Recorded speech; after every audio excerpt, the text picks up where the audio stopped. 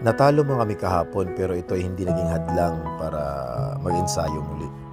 Para lalong pag-igihan pa, para sa susunod na laban magkaroon uli kami ng chance na manalo. Natuto kami na napaka-importante na marunong kang dumepensa, hindi lang puro opensa. At least nag-i-enjoy kami at nag-enjoy kami sa laro kahapon para isa na namang pagkakataon na mawala ng saglit ng ating isipan doon sa tunay na laro ng buhay.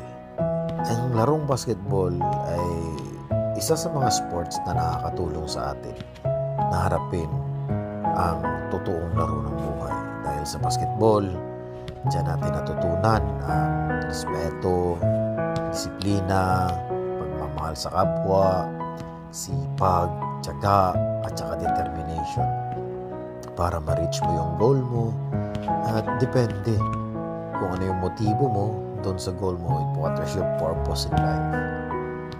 Pero mas may higit pa na mas makatulong sa atin na harapin ang totoong laro ng buhay.